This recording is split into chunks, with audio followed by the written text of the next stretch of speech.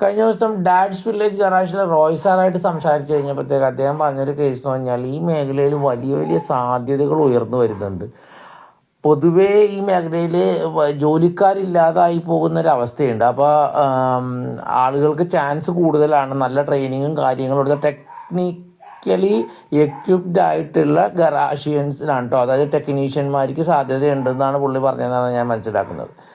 പക്ഷെ അന്നേരം ഞാൻ പുള്ളിനോട് വെറുതെ ഒരു സംശയം ചോദിച്ചിട്ടോ, ഞാനിങ്ങനെ ഓരോ പൊട്ട സംശയങ്ങൾ കൊള്ളാവുന്ന ആൾക്കാരെ കിട്ടുമ്പോഴൊക്കെ ചോദിക്കും.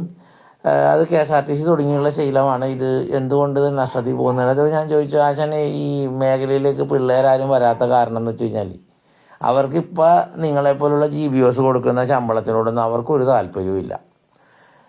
മിനിമം ഒരു ദിവസം 3000 രൂപ കിട്ടുന്ന ജോലിയാണെങ്കിൽ ഒരു പക്ഷേ ഈ ജോലിയുടെ കാഠിന്യം അനുസരിച്ച് 3000 രൂപയെങ്കിലും അവന് കിട്ടണം.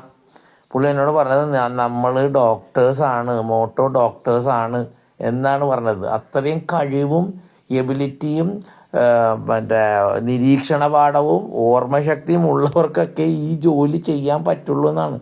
ഇത്രയും ജോലിയുള്ള ഒരു ഡോക്ടർക്ക് ഇത്രയും ശമ്പളം കിട്ടിയാൽ പോരാ. പണ്ട് ദിലീപ് ആശാൻ പറയുമായിരുന്നു, 10ാം ക്ലാസ് കഴിഞ്ഞ് കഴിഞ്ഞാൽ പിള്ളേർ പണി പഠിക്കാൻ വരുന്ന ബഹളം. അന്ന് 10ാം ക്ലാസ്സിൽ 50-68% അത്രേ ആ ലെവലിലൊക്കെ പാസിങ് ഉള്ളൂ. ബാക്കിയൊക്കെ തോക്കുന്നവരൊക്കെ ഓരോ തൊഴിൽ തേടി ഇറങ്ങും. അങ്ങനെ വന്നുകൊണ്ടിരുന്ന കാലമുണ്ടായിരുന്നു. ഗവൺമെൻറ്റിൻ്റെ വളരെ സഹതാപപൂർണമായിട്ട് ഈ പാസിങ്ങിനെ കണ്ടുകൊണ്ട് അവരത് 10ാം ക്ലാസ്സിൽ ഇപ്പോൾ ആരും തന്നെ തോക്കുന്നില്ല. പണി പഠിക്കാൻ ആൾക്കാർ വരാതെ. പക്ഷെ അതൊന്നുമല്ലല്ലോ പരിഹാരം. പരിഹാരം എന്ന് പറഞ്ഞു കഴിഞ്ഞാൽ ഈ മേഖല എങ്ങനെ ആകർഷകമാക്കി പറ്റുക. ഈ മേഖലേൻ്റെ ഒരു തൊഴിൽ മേഖലയായിട്ട് കാണുന്ന ആൾക്കാർ മാത്രമേ ഇതിലേക്ക് വരുന്നുള്ളൂ.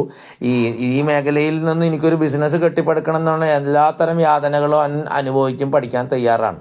അവനൊരു ഗറാഷ് കെട്ടിപ്പടുക്കാൻ ഉദ്ദേശിച്ചിട്ടുണ്ടെങ്കിൽ. പക്ഷേ ഒരു തൊഴിൽ തേടുന്നവൻ എപ്പോഴും അവന് നല്ല രീതിയിൽ ശമ്പളം ലഭിക്കണം, അവന് നല്ല രീതിയിൽ ഒരു അറ്റ്മോസ്ഫിയർ സുഖകരമായിരിക്കണം എന്ന് ചിന്തിക്കുന്നവരാണ് എല്ലാ തൊഴിലാളികളും. അപ്പോൾ അത് രണ്ടും കൊടുക്കാൻ പറ്റിയിട്ടില്ലെങ്കിൽ ആ മേഖലയിൽ കാര്യം വരില്ല. അതുതന്നെയാണ് ഇവിടെ സംഭവിച്ചിരിക്കുന്നത്.